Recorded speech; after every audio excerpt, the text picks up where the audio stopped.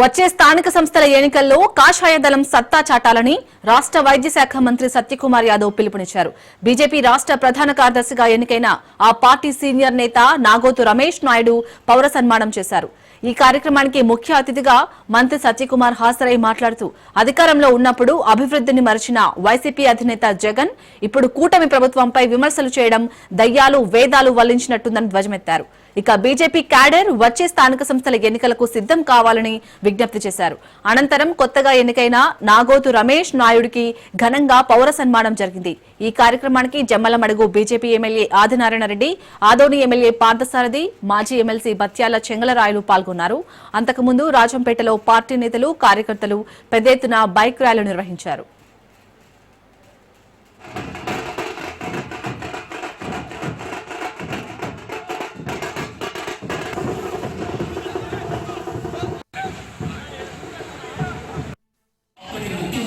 Doctor YS Rajasekhara Reddy గారి chamber వరకు వెళ్లే ప్రయత్నం చేశారు.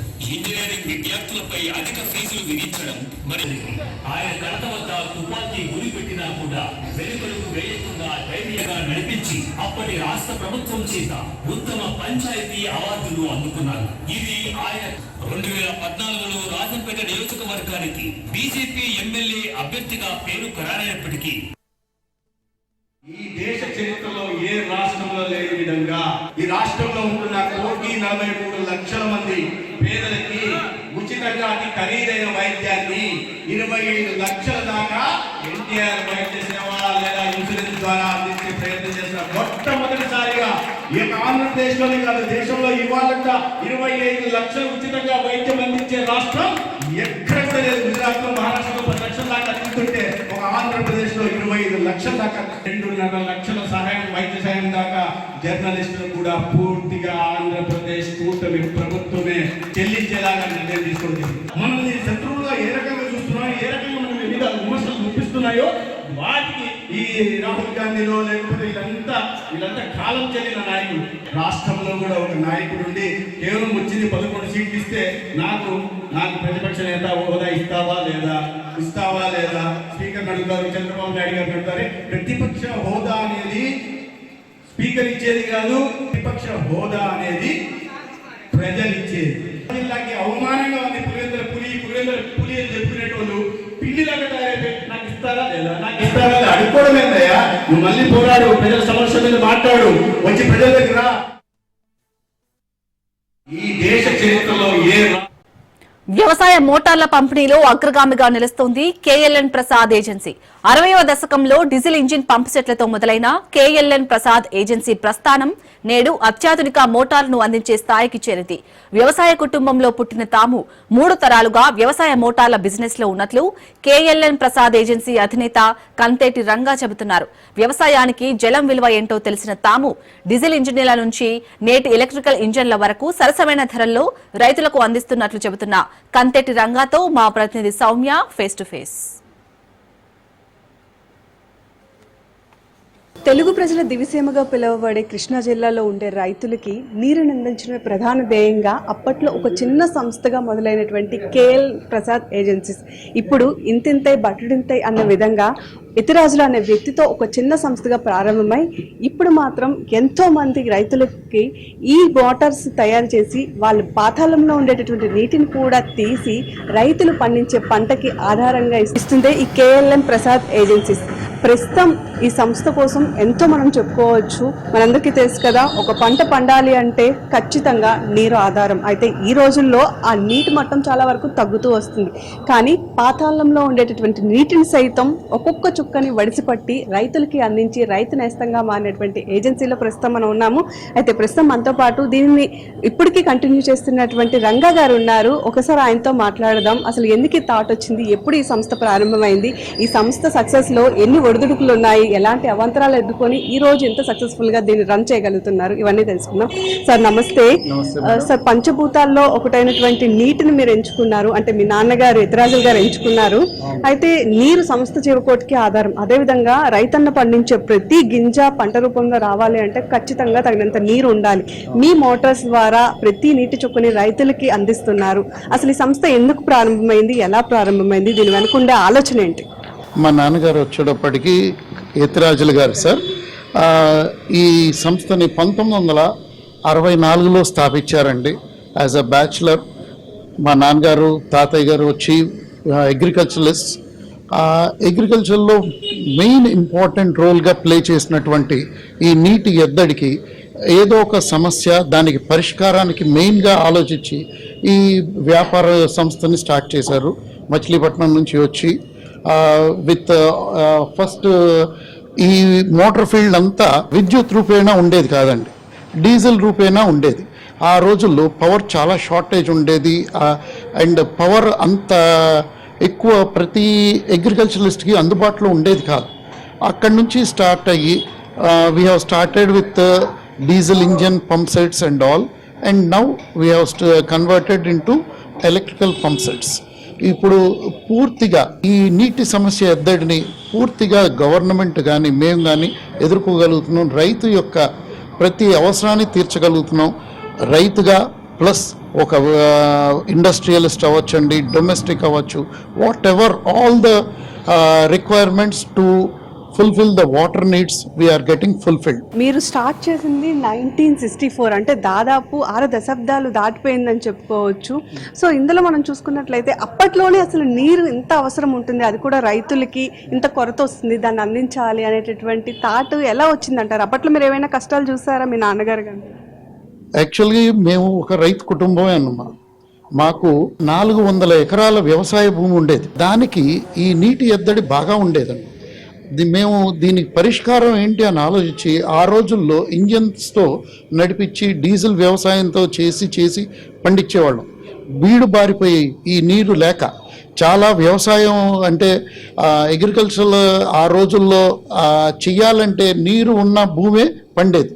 ఈ భూమి లేకపోతే మానవ మనుగడని శాసించేది ఈ పంచభూతాలలో ఒకటైనటువంటి ఏది ఆకాశం, భూమి, నీరు, నిప్పు, గాలి, ఈ 5 శాసిస్తాయి.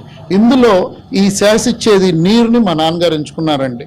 ఆ నీటి ఎద్దడిని ఎలా ఎదుర్కోవాలి, ఎలాగ పరిష్కరించాలి, ఈ రైతులకు కానీ ఈ ఏ రకమైన సమస్యలున్నా పరిష్కరించడానికి లిఫ్ట్ ఇరిగేషన్స్ చేస్తాం అన్ని.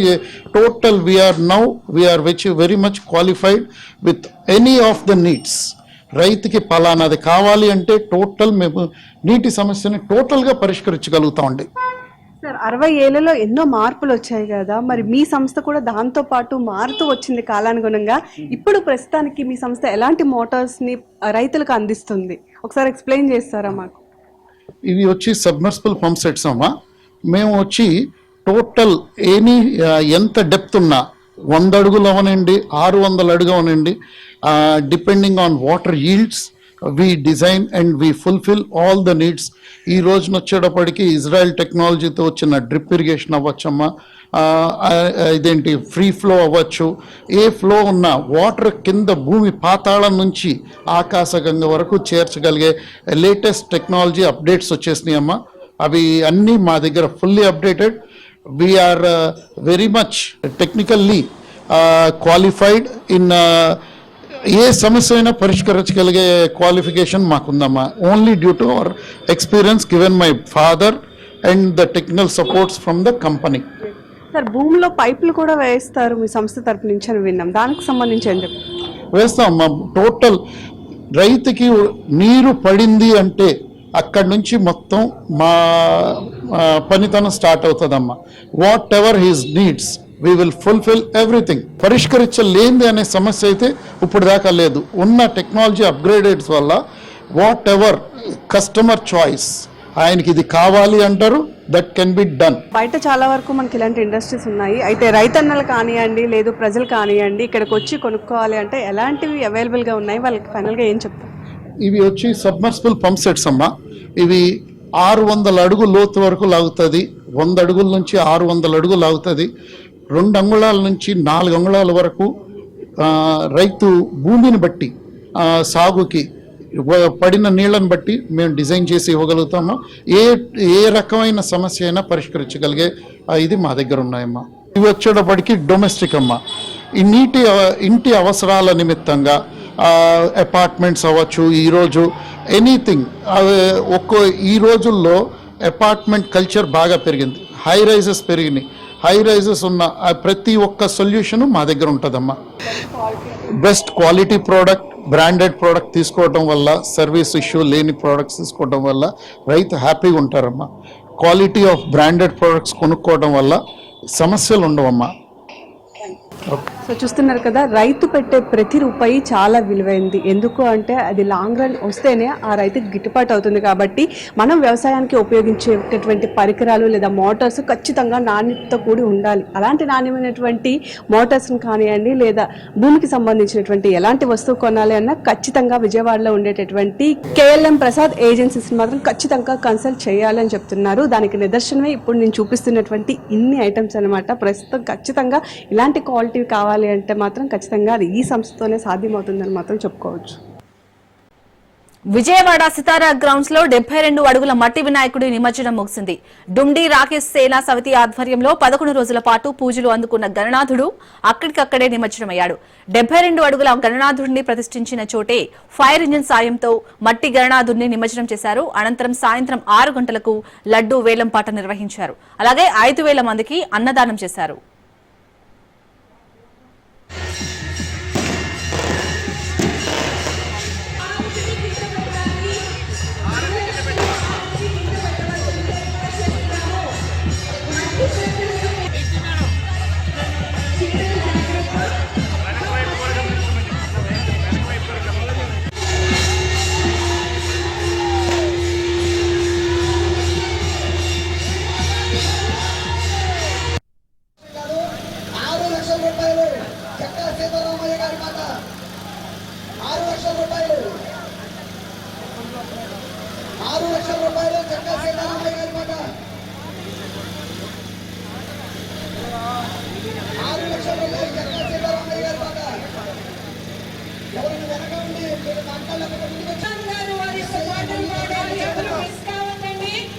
ఈ యొక్క అదృష్టం మీ ఇంటికి రాబోతుంది.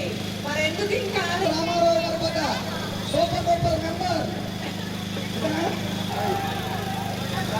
లక్షల రూపాయలు ఒకటేసారి. ఎక్కడ కూడా ఇంత పెద్ద గణపతి ఉత్సవాలు ఎక్కడ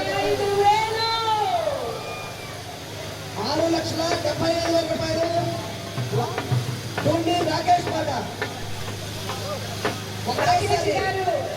కవర్ చేస్తా ఉంది. ఇంత పెద్ద స్వామివారి యొక్క లడ్డు నిజంగా అది చాలా అదృష్టం అండి. 6,75,000 డుమ్డి రాకేష్ పాట, ధోని రాకేష్ గారి యొక్క పాట 6,75,000 స్వామి వారి యొక్క ప్రసాదం మన ఇంటికి వస్తుంది అనేది 1,75,000 రూపాయలు. కడప ఎమ్మెల్యే మాధవిరెడ్డికి కుర్చీల పిచ్చి పట్టుకుందని మాజీ డిప్యూటీ సీఎం అంజాద్ బాషా విమర్శించారు. కడప నగర విస్తృత సమావేశానికి ముఖ్య అతిథిగా పాల్గొని మాధవిరెడ్డిపై సెటైర్లు వేశారు. కేవలం 18 నెలల సమయంలోనే ఆమె అవినీతి పెరిగిపోయిందని విమర్శించారు. ఆమె అవినీతి గురించి ఓ పుస్తకం రాయొచ్చన్నారు. ఇదిలా ఉండగా డిప్యూటీ సీఎం పవన్ కళ్యాణ్ పై కూడా ఆయన ధ్వజమెత్తారు. గత అసెంబ్లీ ఎన్నికల్లో చంద్రబాబును కాకుండా పవన్ కళ్యాణ్ ని చూసి ఓట్లు వేశారని పేర్కొన్నారు. అలాంటి ఆయనకు చంద్రబాబు ఒక హెలికాప్టర్ సెక్యూరిటీ ఇచ్చారని, దీంతో ఆయన సినిమా షూటింగ్ లో బిజీ అయిపోయారన్నారు. వచ్చే స్థానిక సంస్థల ఎన్నికల్లో జిల్లాలో అన్ని సీట్లను గెలిపించుకుని వైకాపా విజయకేతనం ఎగరేయాలని పిలుపునిచ్చారు. ఈ కార్యక్రమంలో కడప మేయర్ సురేష్ బాబు తదితరులు పాల్గొన్నారు.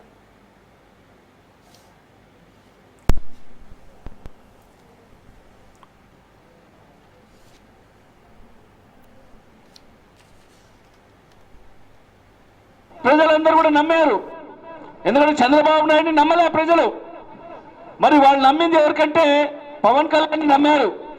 ఎందుకంటే ఆయన ఏమి చెప్పారంటే, నేను ఎక్కడున్నా కూడా నేను మీ పక్షాన ఉంటాను, మరి ప్రభుత్వాన్ని నిలదీస్తాను మరి అని ఆ రోజు పగల్బాలు పలికాడు ఊగిపోతూ.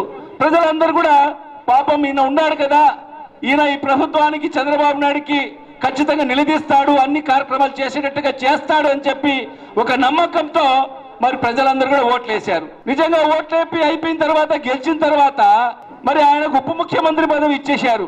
ఉప ముఖ్యమంత్రి పదవి ఇచ్చేసి ఆయనకు సీఎం ప్రోటోకాల్ ఇచ్చేశారు. ఒక హెలికాప్టరు, మరి ఆయనకు సంబంధించిన మొత్తం సెక్యూరిటీ, ఆయనకు అది చాలనుకున్నాడు. అక్కడి నుంచి తిరుమరుగైపోయాడు. ఎక్కడన్నా మనం చూసామా? 18 ఏళ్ల కాలంలో ఎక్కడన్నా ఈ ప్రభుత్వానికి ప్రశ్నించింది మనం చూశామా? ఆ సినిమా చేసుకుంటూ ఉన్నాడు, ప్రజల్ని విస్మరించేసి మరి ప్రజల బాగోగులు మాజీ ఎమ్మెల్యే కేతిరెడ్డికి పోలీసులు షాక్ ఇచ్చారు. తాడిపత్రి విడిచి వెళ్లాలని పోలీసులు సూచించారు. నిన్న తాడిపత్రి వెళ్లేందుకు భద్రత ఇచ్చిన పోలీసులు ఇవాళ వెళ్లిపోవాలని సూచించారు. ఈ నెల 10న అనంతపురంలో సీఎం చంద్రబాబు పర్యటన ఉంది. సీఎం పర్యటనకు పోలీస్ బలగాలు బందోబస్తులో ఉన్నాయి. దీంతో చంద్రబాబు పర్యటన తర్వాత తాడిపత్రి రావాలని కేతిరెడ్డి పెద్దారెడ్డికి పోలీసులు సూచించారు. దీంతో తాడిపత్రి నుంచి స్వంత గ్రామం తిమ్మంపల్లికి వెళ్లారు కేతిరెడ్డి.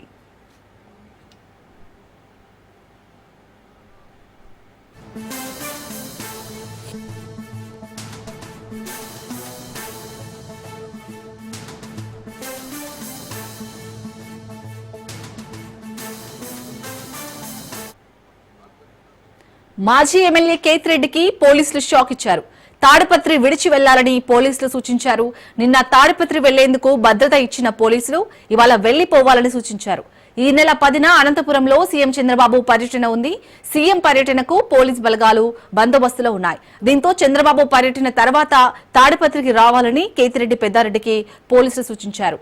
దీంతో తాడిపత్రి నుంచి స్వంత గ్రామం తిమ్మంపల్లికి వెళ్లారు కేతిరెడ్డి.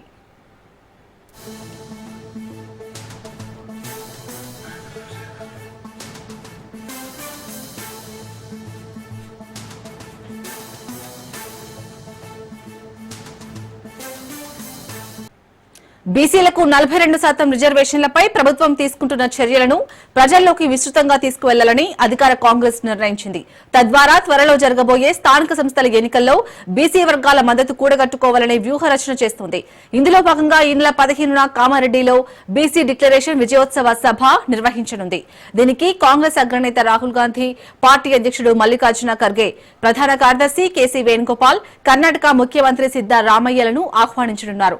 1,00,000 మందికి పైగా జనాలతో ప్రతిష్టాత్మకంగా సభ నిర్వహించాలని పార్టీ రాష్ట్ర నాయకత్వం భావిస్తుంది. కాంగ్రెస్ ఈ సభా వేదిక నుంచే స్థానిక సంస్థల ఎన్నికలకు శంఖం పూరించనుంది.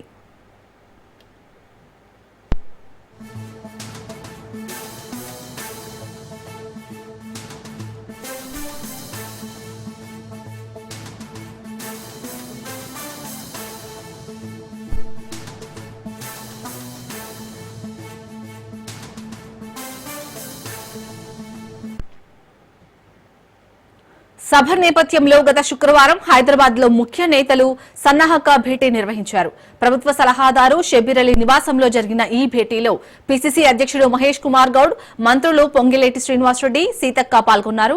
సభ నిర్వహణ, ఏర్పాట్లు, జన సమీకరణ తదితర అంశాలపై చర్చించారు. ఆదివారం కామారెడ్డి పట్టణంలో పార్టీ ముఖ్య నాయకులతో కీలక సన్నాహక సమావేశం ఏర్పాటు చేయాలని నిర్ణయించారు. ఉమ్మడి నిజామాబాద్ జిల్లా నేతలతో పాటు కామారెడ్డికి సమీపంలో ఉన్న కరీంనగర్, మెదక్, సిద్దిపేట ప్రాంతాలకు చెందిన మంత్రులు, కాంగ్రెస్ ఎమ్మెల్సీలు, ఎమ్మెల్యేలు, డీసీసీ అధ్యక్షులతో పాటు ముఖ్య నాయకులు ఈ సమావేశానికి హాజరు కానున్నారు. సభ నిర్వహించే ప్రాంతాన్ని మహేష్ కుమార్ గౌడ్, పొంగులేటి, సీతక్క తదితరులు పరిశీలిస్తారు.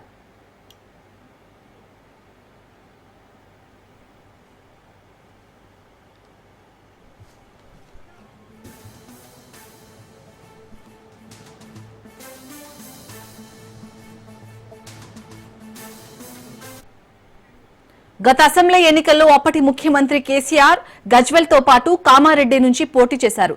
అప్పుడు పీసీసీ అధ్యక్షుడిగా ఉన్న రేవంత్ రెడ్డి కొడంగల్ తో పాటు కామారెడ్డి నుంచి కేసీఆర్ పై పోటీకి నిలబడ్డారు. రేవంత్ రెడ్డి కామారెడ్డిలో నామినేషన్ వేసిన సందర్భంగా కాంగ్రెస్ సభ నిర్వహించి కర్ణాటక ముఖ్యమంత్రి సిద్దరామయ్యను ముఖ్య అతిథిగా ఆహ్వానించింది. ఈ వేదిక మీదే సిద్దరామయ్య బీసీ డిక్లరేషన్ ప్రకటించారు. ఇందులో భాగంగానే కాంగ్రెస్ రాష్ట్రంలో కులగణన చేసి దాని ఆధారంగానే బీసీ రిజర్వేషన్లను 42% పెంచుతూ ఆర్డినెన్స్ తెచ్చి ఆమోదానికి గవర్నర్ కు పంపింది. ఈ నేపథ్యంలో కామారెడ్డి వేదికగానే విజయోత్సవ సభ సంబరాలు పెద్ద ఎత్తున జరపాలని పార్టీ నిర్ణయించింది.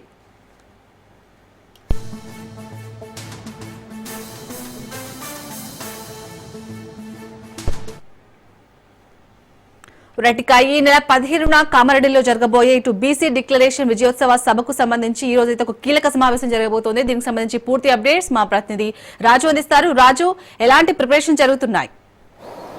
రైట్ షాల్ని బీసీ డిక్లరేషన్ విడుదల చేసినటువంటి కామారెడ్డి వేదికగానే మరోసారి బీసీ డిక్లరేషన్ విజయోత్సవ సభను నిర్వహించాలని కాంగ్రెస్ పార్టీ డిసైడ్ అయింది. అయితే ఈ నెల 15వ తేదీన టీపీసీసీ చీఫ్గా మహేష్ కుమార్ గౌడ్ పదవి బాధ్యతలు తీసుకొని ఏడాది గడుస్తున్న నేపథ్యంలో కూడా అదే రోజున బీసీ డిక్లరేషన్ విజయోత్సవ సభ నిర్వహించాలనేది సన్నాహక సమావేశం కూడా ఇవాళ కామారెడ్డి వేదికగా ఏర్పాటు చేసినటువంటి పరిస్థితి ఉంది. ఈ సన్నాహక సమావేశంలో ఈ యొక్క ప్రధానంగా ఈ యొక్క బీసీ విజయోత్సవ సభ నిర్వహణ సభ యొక్క ఏర్పాట్లు వీటితో పాటుగానే జన సమీకరణ సంబంధించి ఇందులో చర్చించబోతా ఉన్నారు. ఈ సమావేశంలో మంత్రి సీతక్క, పొన్నం ప్రభాకర్, పొంగులేటి శ్రీనివాసరెడ్డి, అదేవిధంగా పీసీసీ చీఫ్ మహేష్ కుమార్ గౌడ్తో పాటుగానే ప్రభుత్వ సలహాదారుడు షబ్బీర్ అలీతో పాటు స్థానికంగా ఉన్నటువంటి ఎమ్మెల్యేలు వారితో పాటుగానే స్థానికంగా ఉన్నటువంటి డీసీసీ అధ్యక్షులతో పాటు ముఖ్య నేతలు కూడా ఈ యొక్క సన్నాహక సమావేశంలో పార్టిసిపేట్ చేశారు. ఆ తర్వాత ఈ యొక్క బీసీ డిక్లరేషన్ సభ నిర్వహించినటువంటి అదే ప్రాంగణంలో ఈ యొక్క భారీ బహిరంగ సభను నిర్వహించి దాదాపు 1,00,000 మంది బీసీలతో ఈ యొక్క సభను ఏర్పాటు చేయాలనేటటువంటి భావనలో ఉంది. అంతేకాకుండా రాష్ట్ర ప్రభుత్వం ఏర్పడిన నాటి నుంచి నేటి వరకు బీసీ డిక్లరేషన్ అమలు కోసం, అంతేకాకుండా స్థానిక సంస్థల ఎన్నికల్లో 42% బీసీ రిజర్వేషన్ అమలు కోసం ఎటువంటి కార్యాచరణ తీసుకుంది, కార్యక్రమాలు ఏ విధంగా చేపట్టింది అనేది కూడా జనంలోకి తీసుకువెళ్లేందుకు ఈ యొక్క కార్యక్రమం ఉపయోగపడనున్నట్లు అటు పార్టీ భావిస్తున్నటువంటి పరిస్థితి ఉంది. మరోవైపు స్థానిక సంస్థల ఎన్నికలు సమీపిస్తున్న వేళ ఈ యొక్క బీసీల మద్దతును కాంగ్రెస్ పార్టీ కూడగట్టేటటువంటి ప్రయత్నంలో భాగంగా ఈ యొక్క బీసీ డిక్లరేషన్ విజయోత్సవ సభ నిర్వహిస్తూ ఉంది. అయితే ఈ సభ నుంచే స్థానిక సంస్థల ఎన్నికలకు శంఖారావం పూరించాలనేటటువంటి భావనలో టీపీసీసీ ఉన్నట్లు తెలుస్తూ ఉంది. ఓవరాల్గా ఈ యొక్క సభను విజయవంతం చేయడంతో పాటుగానే ఈ నెల 15వ తేదీన టీపీసీసీ చీఫ్గా మహేష్ కుమార్ గౌడ్ పదవీ బాధ్యతలను చేపట్టి ఏడాది గడుస్తున్న నేపథ్యంలో ఈ రెండు అంశాలు కూడా కలిసి వచ్చే విధంగా కూడా ఈ యొక్క సభను నిర్వహించాలనేటటువంటి భావనలో ఉంది. అయితే ఈ యొక్క భారీ బహిరంగ సభలో దాదాపు 1,00,000 మంది పార్టిసిపేట్ చేసే విధంగా జన సమీకరణ చేయాలని బాధ్యతను కూడా నేతలకు, ఎమ్మెల్యేలకు, ఎమ్మెల్సీలకు అప్పగించేటటువంటి ఛాన్స్ అయితే ఉంది. ప్రధానంగా నిజామాబాద్, కరీంనగర్, మెదక్, మరోవైపు ఇటు హైదరాబాద్ నుంచి కూడా భారీగా జన సమీకరణ చేయాలనేటటువంటి భావనలో ఉన్నట్లు తెలుస్తూ ఉంది. ఈ యొక్క బీసీ డిక్లరేషన్ విజయోత్సవ సభకు ఏఐసీసీ అగ్రనేత, పార్లమెంటు ప్రతిపక్ష నేతగా ఉన్నటువంటి రాహుల్ గాంధీ, ఏఐసీసీ చీఫ్ మల్లికార్జున ఖర్గే, వీరితో పాటుగానే ఏఐసీసీ ప్రధాన కార్యదర్శిగా ఉన్నటువంటి కేసీ వేణుగోపాల్, కర్ణాటక సీఎం సిద్ధరామయ్యను కూడా ఆహ్వానించాలనేటటువంటి యోచనలో టీపీసీసీ ఉంది. అందుకు సంబంధించి కూడా స్వయానా సీఎం రేవంత్ రెడ్డి వారిని ఆహ్వానించేటటువంటి ఛాన్స్ అయితే కనిపిస్తూ ఉంది. ఓవరాల్గా అటు బీసీ రిజర్వేషన్ కి సంబంధించి ప్రభుత్వం ముందున్నటువంటి మార్గాలను ఈ యొక్క ముఖంగా సభకు హాజరైనటువంటి ప్రజలకు, మరోవైపు తెలంగాణ సమాజానికి వివరించేటటువంటి అవకాశం సీఎం ప్రసంగించేటటువంటి ఛాన్స్ ఉంది. ప్రధానంగా ప్రభుత్వం ముందున్నటువంటి 3 మార్గాలు, ఒకటి ప్రత్యేక జీవో ఇచ్చి ఎన్నికలకు వెళ్ళడం ఒకటైతే, మరోవైపు అటు పార్టీ పరంగా 42% రిజర్వేషన్లు ఇవ్వడం, లేదంటే కేంద్రం వద్ద పెండింగ్లో ఉన్నటువంటి బీసీ రిజర్వేషన్ 42% స్థానిక సంస్థల ఎన్నికల్లో బీసీ రిజర్వేషన్ అంశానికి సంబంధించి బిల్లును కేంద్రం వద్ద ఉంది కాబట్టి న్యాయ పోరాటం సుప్రీంకోర్టు ద్వారా చేస్తూ తెలంగాణకు అటు బీసీ రిజర్వేషన్కు అనుకూలంగా తీర్పు వచ్చేంత వరకు కూడా ఎన్నికలను వాయిదా వేస్తూ ముందుకు వెళ్ళడం అనేటటువంటి మార్గాలను కూడా ఆ సభకు హాజరైనటువంటి జనాలకు వివరించి ఏ విధంగా ప్రభుత్వం ముందుకు వెళ్తే బాగుంటుంది అనేటటువంటిది కూడా ప్రజల నుంచి అడిగి తెలుసుకునేటటువంటి ఛాన్స్ అయితే కనిపిస్తూ ఉంది. ఓవరాల్గా ఈ యొక్క స్థానిక సంస్థల ఎన్నికల్లో బీసీ ఓటు బ్యాంకు అత్యంత కీలకంగా మారిన నేపథ్యంలో అటు కాంగ్రెస్ పార్టీ ఒక అడుగు ముందుకేసి అటు కాంగ్రెస్ పార్టీకి బీసీ ఓటు బ్యాంకు కలిసి వచ్చే విధంగా కూడా ఈ బీసీ విజయోత్సవ సభను నిర్వహిస్తున్నటువంటి పరిస్థితి అయితే కనిపిస్తూ ఉంది. రాజు, ఇప్పటికే బిల్ అయితే ప్రస్తుతం గవర్నర్ దగ్గర పెండింగ్ లో ఉంది. సో అమలుపై కూడా కొన్ని అనుమానాలు అయితే వ్యక్తమవుతున్నాయి. సో అమలు అయినా అవ్వకున్నా ప్రజల్లోకి కాంగ్రెస్ ప్రభుత్వం ఎలాంటి కార్యాచరణ ముందుకెళ్తుంది ఈ సభ ద్వారా? ఒకవైపు ఇప్పటికే 2 సార్లు బిల్లును తీసుకురావడం జరిగింది. మొదట బిల్లును తీసుకువచ్చినప్పుడు గవర్నర్ దాన్ని రాష్ట్రపతికి పంపినటువంటి పరిస్థితి ఉంది. పూర్తి స్థాయిలో కూడా 42% రిజర్వేషన్లు, బీసీ రిజర్వేషన్లు మైనార్టీలను చేర్చడం, ముస్లిం మైనార్టీలను చేర్చడం పట్ల బీజేపీ ఆక్షేపం వ్యక్తం చేస్తున్నటువంటి పరిస్థితి అయితే ఉంది. మరోవైపు కేంద్రం నుంచి ఎటువంటి స్పందన రాలేదు. దానికి ముందడుగు వేస్తూ కూడా మరోవైపు కేబినెట్ తీర్మానంలో ముసాయిదా ఆర్డినెన్స్ జారీ చేశారు. దాన్ని గవర్నర్ వద్దకు పంపారు. అది కూడా పెండింగ్ లో పడింది. ఇటీవల జరిగినటువంటి శాసనసభ సమావేశాల్లో మరోసారి గతంలో ఉన్నటువంటి 2018లో గత ప్రభుత్వం తీసుకున్నటువంటి కీలక నిర్ణయం 50% రిజర్వేషన్ సీలింగ్ ను నియమిస్తూ కూడా ఒక కీలకమైనటువంటి నిర్ణయం తీసుకుంది. అందుకు సంబంధించి కూడా దాన్ని ఎత్తివేస్తూ ఒక బిల్లును రూపొందించడం, మరోసారి అటు గతంలో ఇచ్చినటువంటి ఆర్డినెన్స్ ముసాయిదాకు సంబంధించి దాన్నే బిల్లు రూపంలో కూడా మరోసారి గవర్నర్ పంపినటువంటి పరిస్థితి ఉంది. ఆ తర్వాత అఖిలపక్ష బీసీ నేతలందరూ కలిసి పిసిసి చీఫ్ మహేష్ కుమార్ గౌడ్తో పాటుగానే పలువురు మంత్రులు, అదేవిధంగా బీఆర్ఎస్ నుంచి అటు కుత్బుల్లాపూర్ ఎమ్మెల్యే వివేకానంద గౌడ్తో పాటు సిపిఎం నేతలు కూడా ఈ యొక్క అఖిలపక్ష సమావేశానికి అఖిలపక్ష నేతలందరూ కలిసి గవర్నర్ను కలిసి విన్నవించినటువంటి పరిస్థితి అయితే ఉంది. బీసీ రిజర్వేషన్ అంశానికి సంబంధించి మూడ్ ఆఫ్ ద హౌస్ అంటే అసెంబ్లీలో ఉన్నటువంటి అన్ని రాజకీయ పక్షాలు ఏకగ్రీవంగా మద్దతు తెలుపుతున్న సందర్భంగా దీన్ని పరిగణలోకి తీసుకుంటూ ఈ బిల్లులను ఆమోదించాలనేది కూడా కోరిన నేపథ్యంలో కూడా ఓవరాల్ గా ఈ యొక్క సభకు సంబంధించి ఓవరాల్ గా మొదటి నుంచి ఇప్పటి వరకు కాంగ్రెస్ పార్టీ అధికారంలోకి వచ్చిన తర్వాత బీసీ రిజర్వేషన్ కోసం ఏ విధంగా ముందడుగు వేసింది, మరోవైపు అటు బీజేపీ ఏ విధంగా మైనార్టీలను బూచిగా చూపి బీసీ రిజర్వేషన్ 42% అడ్డుకుంటుంది అనేటటువంటి అంశాలను జనంలోకి తీసుకువెళ్లేందుకు కాంగ్రెస్ పార్టీ ప్రయత్నాలు చేస్తున్నటువంటి పరిస్థితి అయితే కనిపిస్తా ఉంది. Shalini. Right, thank you Raju.